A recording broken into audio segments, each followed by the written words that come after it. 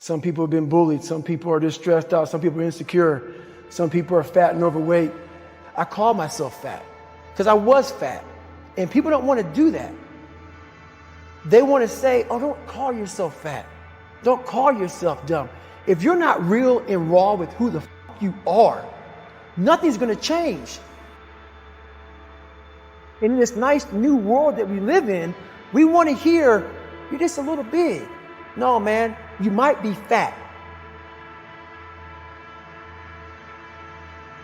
We surround ourselves around people that make us feel great. They tell us what we want to hear. The second we put ourselves amongst the uncommon people, we don't like that feeling. That challenging feeling of that person who's waking up at 3:30 in the morning and say, hey, put your shit on, we're going for a run. We like that person who says, hey, you know what, man, I don't feel good today, man. And they say, oh, it's okay, brother. We don't want that motherfuckers like this. Hey, man, no, bro, get your shit on, man. Stop being a punk.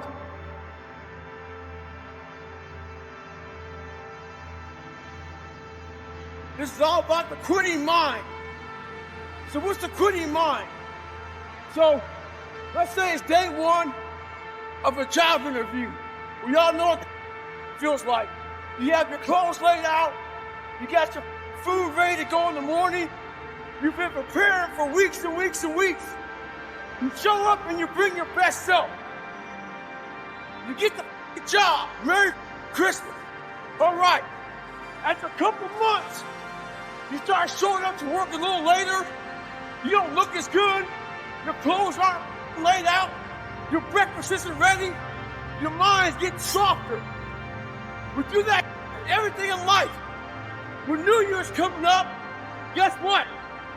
Don't have a fucking quitting mind. Repetition every day. Stay hard. I believe that most human beings are only living at about 40% of their capability.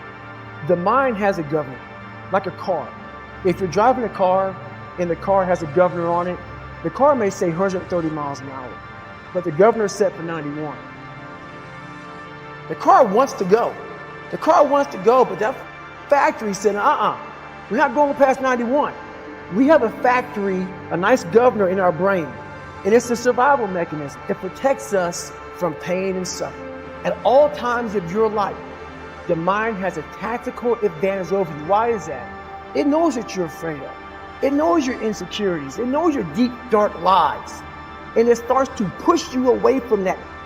It pushes you in a direction that is comfortable. The mind controls everything. You get to 40%, your brain says, we're done. Let's roll, man. This is starting to get painful. This is uncomfortable. So you sit down. You have to figure out ways, and everybody's different. That's how the book kind of talks about, like we all have these things about, 5 steps to this and 4 steps to this. It's a lot more than that. That's all bullshit. It's a practice that you have to, it's a habit. So if you know that at 40%, I'm feeling pain. At 40% I'm feeling pain. That's where the 40% rule kicks in. Now it starts. Okay, I'm feeling pain. My mind's saying fall to me. It's saying get out of here, run, flee. The fight or flight kicks in. Okay, we're done. We're not good enough. It starts telling you all these things. You start to believe it because the mind controls all. This is the time where you have to gain control back of your mind. It's okay. Let me see if I can go 45%. And once you start giving yourself more and more hope and start realizing, okay, the mind starts to be, okay, what are you doing? We're supposed to be going right and you're going left. You start then controlling your mind. Start finding more in yourself. And then it goes from 40% to a lot further than that. But that's the start of it though. Get to the spot where your mind is saying stop. Wherever that is, you gotta get there first. And then that's when that starts to work for you. You gotta control yourself in that moment. Well, at that time of year again, we start to feel real happy. Why? Because we're not going to work. If you believe in Santa Claus and you celebrate Christmas, you're looking forward to Santa Claus coming down the chimney, giving you some presents. It's a real good time of year. So in that good time of year, we start to feel real good about ourselves. Start to feel great. So we start making promises to ourselves about, hey, I'm going to lose some weight. I'm going to do better in school. I'm going to be better here, be better there. But guess what happens? The real Merry Christmas happens when all of that noise is gone. It's quiet. And it's you against you. And now all those endorphins are gone. And I promise you, man, by getting up early and getting after it to go lose weight, studying harder, guess what? It's a lot harder now. That repetition becomes a lot harder now.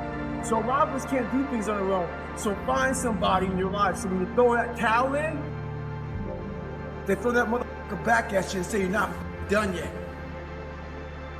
How are you going to feel, man, when you accomplish this goal coming from that?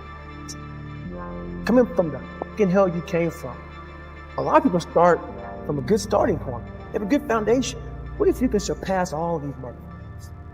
If everybody who was way up here started up here, and you started with no legs. You had to grow fucking legs to even start walking, and then crawling, and then running. And then you start passing people with all this given to them. This might be exactly what I need.